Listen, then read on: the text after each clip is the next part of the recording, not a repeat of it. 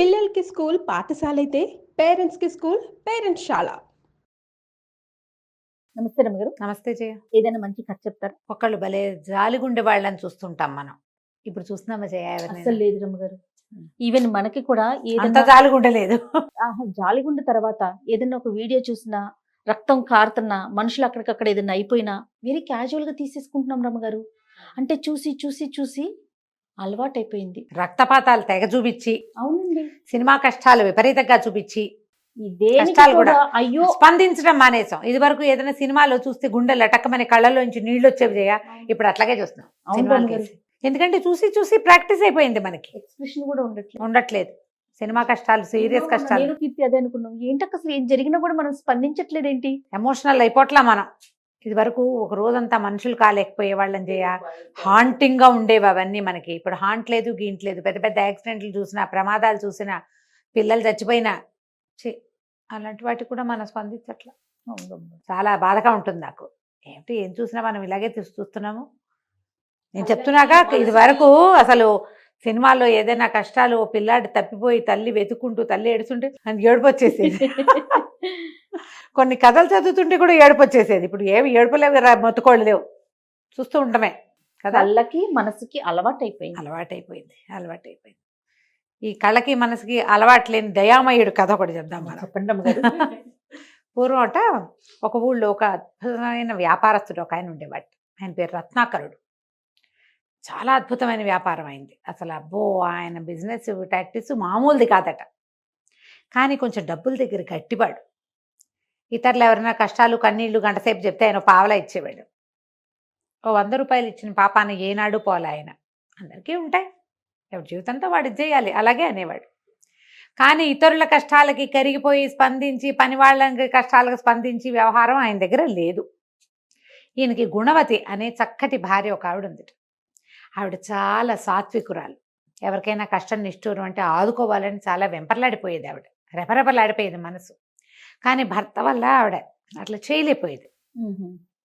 ఏదో తెలిసి తెలియకుండా పావులా 10 పైసలు సాయం చేయగలిగేది. కానీ ఆవిడ స్థితికి అనుగుణమైన సహాయము ఆవిడ ఎప్పుడు చేయలేకపోయింది. స్తోమతకి తగిన సాయం చేయాలి కదా. మనం ఏమనుకుంటాం, లక్షల కొద్దీ వ్యాపారం ఉంది, ఎవడికో 10,000 అవసరం, మొహం చూసుకోరు.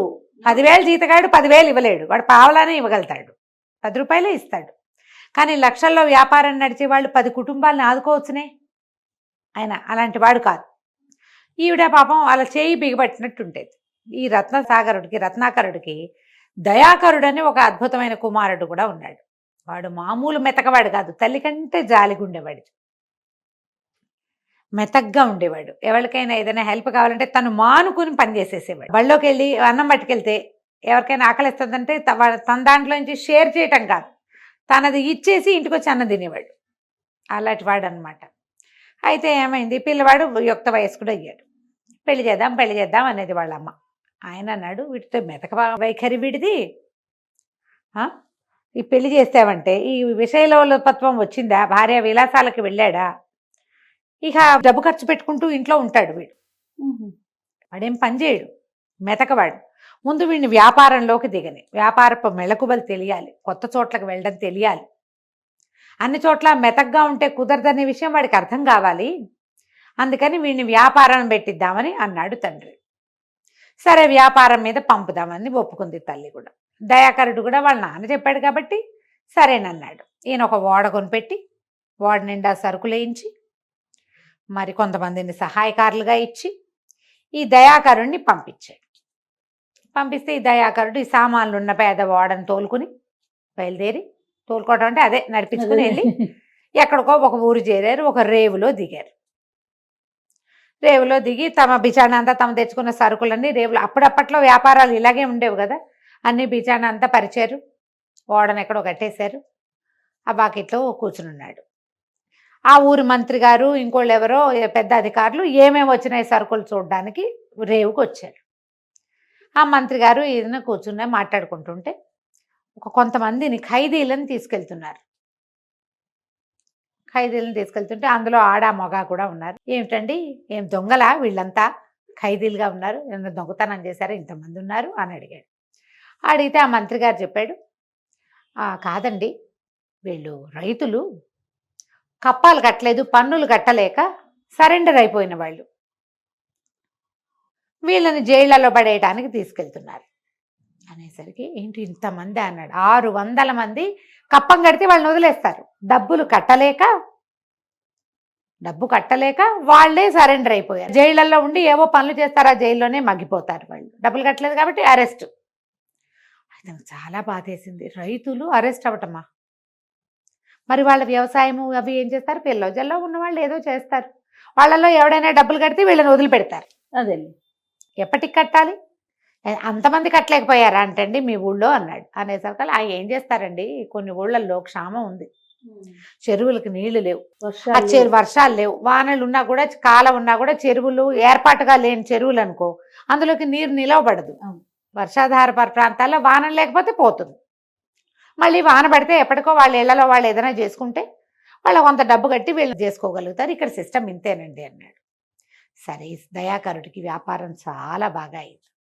అతను ఏం చేశాడు, ఈ 600 మంది ఎంత డబ్బు కట్టాలో లెక్కలడిగి రాజుగారి దగ్గరికి వెళ్ళి, నేను సంపాదించుకున్నానండి, మరి ఒక 600 మంది రైతులను చూసాను, నాకు చాలా బాధ కలిగింది. రైతు ఉంటేనే కదండి పంట, వీళ్ళందరి డబ్బులు నేను కట్టేస్తా, వాళ్ళు నాకు రీపే చేసినా చెప్పిన ఏం పర్వాలా, లాభం వచ్చిందిగా ఆ లాభం కట్టేస్తానన్నాడు. రాజుగారు ఆశ్చర్యపోయారు. కానీ సరే, వాళ్ళకి డబ్బులు కావాలి, వాళ్ళ రాజ్యం నడవాలంటే డబ్బు అవసరం, ఒప్పుకున్నాడు. ఈ 600 మందికి డబ్బు కట్టేశాడు దయాకరుడు. 600 మంది రిలీజ్ అయిపోయారు. ఎవరి వల్ల రిలీజ్ అయ్యారో అవన్నీ తెలుసుకున్నారో లేదో, ఏం జరిగిందో ఎవరిళ్ళకి వాళ్ళు పోయారు. దయాకరుడు మళ్ళీ ఓడ మళ్ళించుకుని ఇంటికి వచ్చాడు. నాన్న మొత్తం లెక్క అంతా చూశాడు. చూసేసరికి అంతా లెక్క పెట్టి చూసుకుని, ఎరా నువ్వు చేసిన వ్యాపారానికి ఇంకా చాలా డబ్బు రావాలి, ఆ డబ్బంతా ఏది అన్నాడు. అనేసరికి నాన్న అక్కడ ఒక 600 మంది రైతులు అరెస్ట్ అయ్యారు, వాళ్ళు పన్నులు కట్టలేకపోయారు, ఈ సంవత్సరం కడితే వాళ్ళకి 3 ఏళ్ళు సమయం ఇస్తానన్నాడు రాజు, అందుకని నేను ఆ డబ్బు కట్టేశాను, వాళ్ళ మీద జాలి పడంటే తండ్రి తెగ తిట్టిపోసాడు. ఫోన్ ఇంట్లో నుంచి బయటకు అన్నాడు. అనేసరికి ఆ గుణవతి పిల్లవాడి తల్లి వెంబడబడి బతిమలాడింది. పిల్లాడు, వాడికి ఒక అవకాశం ఇవ్వు, ఇంకొక ఛాన్స్ ఇవ్వు, ఇంకోసారి సరిగ్గా చేస్తాడు అని చాలా విధాలుగా బతిమలాడితే తండ్రి మళ్ళీ ఇంకొక ఓడ కొనిపెట్టాడు. ఓడ నిండా సరికి రేవుకి బయలుదేరింది ఓడ. రేవులో స్టార్ట్ అవుతుంటే వీళ్ళు రేవులో సామాన్లన్నీ ఎక్కించుకుని మనవాడు ఈ దయాకరుడు కూడా ఎక్కబోతుంటే పక్కన ఆగున్న ఒక పడవలోకి బోల్డ్ అంతమంది బానిసల్ని తీసుకెళ్తూ కనపడింది. ఓకే, చాలా మంది ఆడాళ్ళు, మగవాళ్ళు, పిల్లలు, ముసలివాళ్ళు గుంపంతా పోతున్నారు. వీళ్ళంతా ఎవరు అనేసరికి ఆ ఓడ కళాశీలు ఏం చెప్పారంటే, బానిసలండి, ఆ ఓడవాడి వీళ్ళందరినీ కొన్నాడు, వీరు పై దేశంలో తీసుకెళ్ళి అమ్ముతాడు. ఈ బానిసల్ని అమ్మటం కొనటం మనం చాలా కథల్లో విన్నాం. ఆశ్చర్యపోయాడు, ఇంతమందా, వీళ్ళని ఎట్లా పట్టుకొచ్చారు, వీళ్ళు ఎక్కడ వాళ్ళు అంటే, ఎక్కడో దోపిడీ దొంగలు ఎక్కడో దొంగతనాలు చేసి మనుషుల్ని అమ్మేస్తారు బానిసలుగా, ఇలా వచ్చారు. చాలా బాధేసింది. అందులో కొంతమంది చూస్తే ఇంత అంతా పిల్లలు, ముసలి ముతక బానిసలుగా అమ్మబడ్డ వాళ్ళు ఏమవుతారు? యంగ్స్టర్స్ అయితే ఒక రకం పనులలోకి, ముసలి వాళ్ళైతే ఇంకో రకం, పిల్లలు. చాలా బాధపడి ఏమన్నాడు, వీళ్ళందరినీ నేను కొంటాను అంటే, ఇతను ఓడలో ఉన్న సరుకు బానిసలది సేమ్ ఖరీదు, మొత్తం సరుకు అంతా ఇచ్చేసాడు.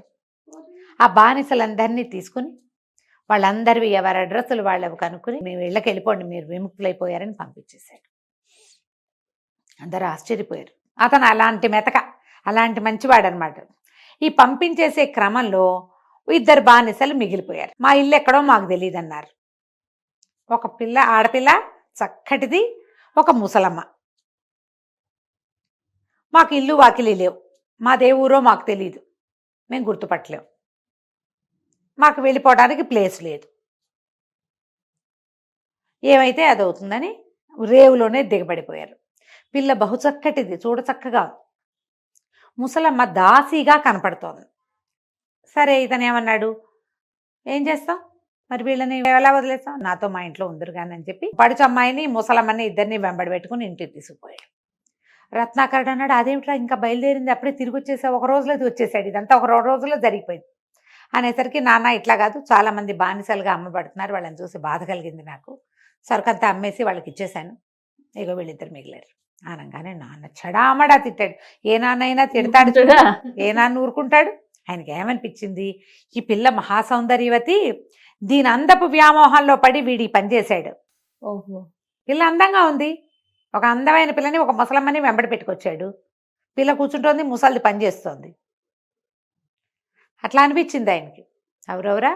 ఎవరో బానిస పిల్ల అందాన్ని దిగి అదంతా వాడెవడికో ఇచ్చి ఈ పిల్లని తీసుకొచ్చావు నువ్వు, వీడెంత చెప్పినా ఆయన వినలా.